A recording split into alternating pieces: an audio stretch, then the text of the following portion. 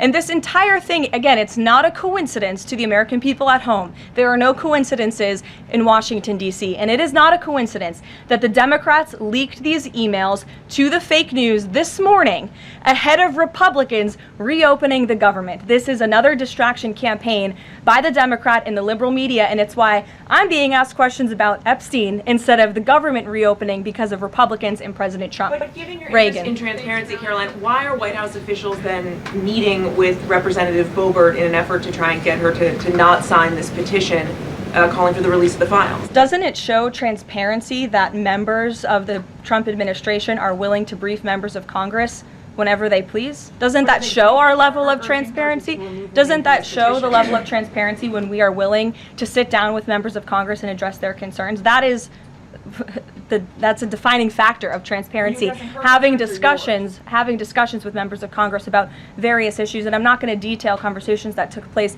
in the Situation Room in the press briefing room. Reagan.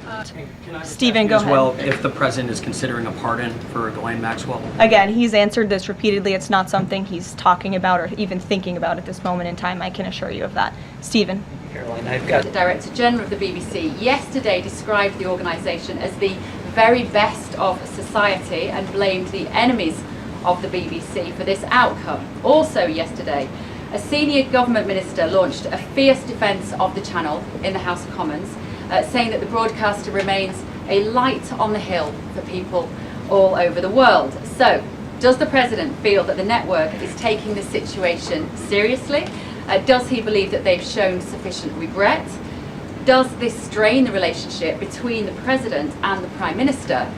And given that the organisation is publicly funded, is the President prepared to bankrupt the BBC in his pursuit of truth and justice? Well, thank you, Bev. There's a lot of questions in one there.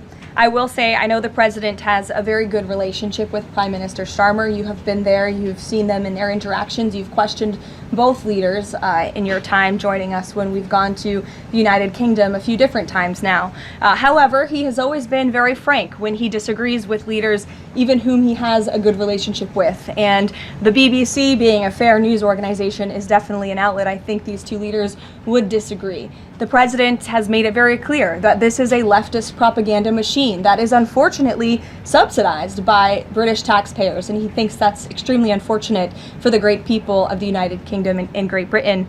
And I think that the President was deeply concerned by the editing, the purposeful and dishonest editing of his speech that was so clearly fake news, and he rightfully dubbed that term many years ago, and this is a classic example of that. We see it in the United States all the time. We see it now in the United Kingdom. As you know, the President's external legal counsel has filed a lawsuit against the BBC.